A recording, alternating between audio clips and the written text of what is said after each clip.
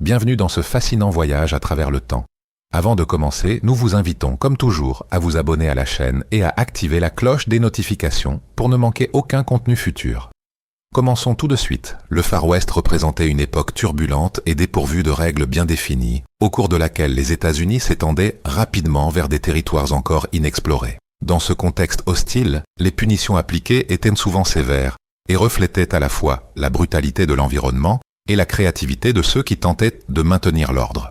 Dans ce voyage dans le passé, nous allons explorer certaines des peines les plus dures et impressionnantes adoptées durant ces années difficiles. Parmi les formes de châtiment les plus courantes et reconnaissables dans le Far West figurait la pendaison, une méthode qui a laissé une empreinte sombre sur toute cette période. Contrairement à d'autres époques ou régions, la pendaison dans l'Ouest avait une gravité toute particulière. L'immensité du territoire et la rareté des forces de l'ordre rendaient difficile la mise en place d'un système judiciaire efficace et structuré, ce qui menait souvent à une justice expéditive, voire sommaire. Les exécutions se déroulaient en public, attirant des foules venues de toute la communauté. En partie, cela traduisait un certain sens civique, mais il ne manquait pas non plus ceux qui y assistaient par simple curiosité ou désir de divertissement. Les potences étaient érigées au centre des villes ou dans des lieux très visibles, dans le but d'envoyer un message clair. Quiconque transgressait la loi en subirait publiquement les conséquences. L'ambiance pouvait parfois prendre des allures de fête populaire, avec des marchands ambulants et des enfants courant dans la foule, en net contraste avec la gravité de l'événement. En plus de la justice officielle, il existait aussi des groupes de justiciers qui agissaient de manière autonome. Ces milices populaires avaient souvent recours à la pendaison comme outil principal pour exercer ce qu'ils considéraient comme une justice, sans procès ni jugement formel. Dans un contexte aussi instable, il était difficile de faire la distinction entre ordre légal et justice arbitraire imposée par la foule. La pendaison représentait ainsi un symbole fort de la difficulté à faire respecter la loi dans des territoires où la frontière entre civilisation et barbarie était en constante évolution.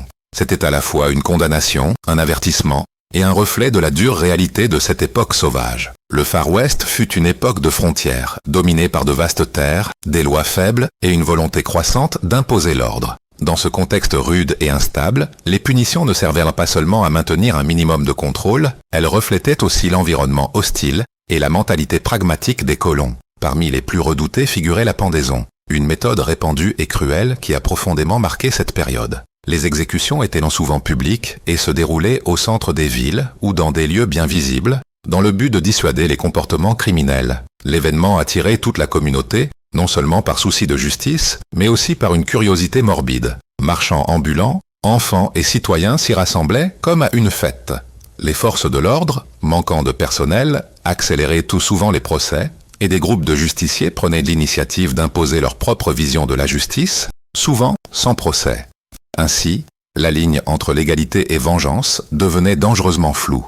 D'autres châtiments cruels incluaient la flagellation et les coups de fouet, hérités des civilisations antiques et rendus encore plus brutaux par l'environnement austère de l'Ouest. Celui qui était reconnu coupable de vol, de fraude ou d'agression pouvait être fouetté en public avec des cordes ou des lanières de cuir, souvent devant une foule avide de spectacles. Le nombre de coups variait selon la gravité de l'infraction et le jugement, non seulement du tribunal, mais aussi de l'opinion publique. La honte sociale était souvent plus douloureuse que la souffrance physique. Les familles des punis étaient à leur tour stigmatisées, marginalisées et isolées.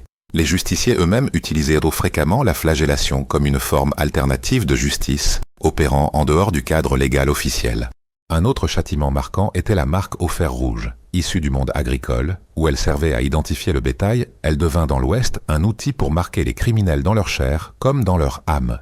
Le processus était cruel et direct. Un fer chauffé à blanc était appliqué sur la peau du coupable, laissant une cicatrice permanente, visible même sous les vêtements. Des lettres comme V pour voleur, voleur en français, ou M pour meurtrier, indiquaient la nature du crime commis.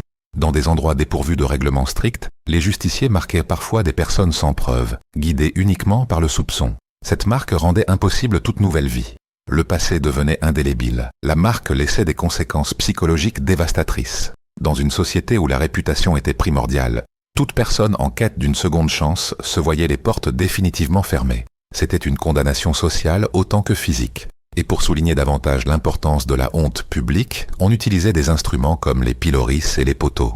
Ces structures en bois, érigées au centre des villes, servaient à immobiliser les criminels dans des positions humiliantes, exposés au jugement et aux insultes des passants. Les piloris bloquaient la tête et les mains, tandis que les poteaux étaient des plateformes surélevées où les personnes étaient attachées et exposées. La population pouvait leur lancer des déchets, se moquer, ou, plus rarement, leur apporter de l'aide. Ces punitions étaient réservées aux délits dits moraux, adultère, ivrognerie, tromperie, jugés insuffisamment graves pour justifier la mort, mais considérés comme des offenses à la moralité collective. Même si la loi semblait faible, les normes sociales et le sens partagé de l'ordre étaient loin d'être absents. Dans le Far West, où la ligne entre justice et vengeance était souvent floue, des punitions comme celle-ci servaient à rappeler constamment que transgresser les règles, écrites ou non, entraînait des conséquences dures, visibles et souvent irréversibles. Au cœur impitoyable du Far West, les fameuses chaînes de forçats, chain gang, représentaient l'un des symboles les plus flagrants du travail forcé et de la punition extrême. Les prisonniers, enchaînés les uns aux autres par les pieds avec de lourdes chaînes, étaient contraints de se déplacer, de travailler et même de se reposer en synchronisation. Le cliquetis incessant du métal n'était pas qu'un simple bruit, c'était un rappel sonore et permanent de leur captivité. Les conditions de détention étaient souvent brutales. Absence de soins médicaux, blessures de rapidement infectés, et gardiens parfois cruels infligeant des violences et des sanctions arbitraires.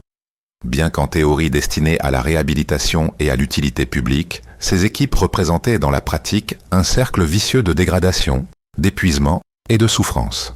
La justice, dans l'Ouest, ne suivait pas toujours des voies officielles.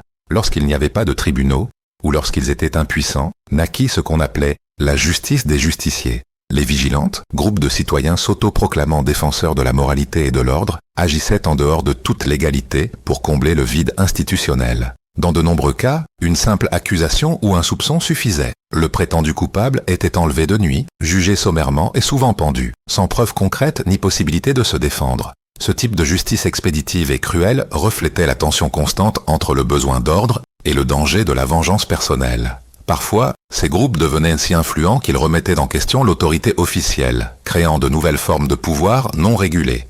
Un autre châtiment, rare mais légendaire, était la traînée sous la quille. Bien que connue surtout dans la marine, il se raconte qu'elle fut aussi pratiquée sur certains fleuves de la frontière américaine. La personne était attachée et traînée sous la coque d'un bateau, dans des eaux froides et troubles. La punition infligeait des blessures profondes, une panique intense, et souvent des traumatismes psychologiques durables. Même si elle était peu fréquente, sa simple possibilité suffisait à instiller la peur. C'était un puissant outil de dissuasion qui alimentait la mythologie cruelle de la justice des frontières. Enfin, il y avait le tristement célèbre « gauntlet » ou « gant de défi », une punition collective ayant ses racines dans de nombreuses cultures anciennes et qui prit un sens particulier dans le contexte de la frontière. La personne condamnée devait courir entre deux rangées d'individus qui la frappaient avec des bâtons, des pierres ou à coups de poing, tout en l'insultant. Pour certaines tribus amérindiennes, le gauntlet faisait partie de rites de passage, mais pour les colons, il devint un moyen de ridiculiser et punir publiquement ceux considérés comme rebelles, voleurs ou espions. C'était une forme de justice populaire, dans laquelle toute la communauté agissait comme juge et bourreau, renforçant sa cohésion interne en châtiant ceux qui trahissaient les règles partagées. Dans un monde où la loi faisait souvent défaut et où la survie dépendait de la confiance mutuelle, ces punitions servirent de rappel. Dans le Far West, enfreindre les règles signifiait affronter des conséquences, rapides, sévères et bien souvent sans appel. La frontière américaine fut un véritable laboratoire de justice improvisée, où la ligne entre civilisation et barbarie était aussi mince qu'une corde tendue.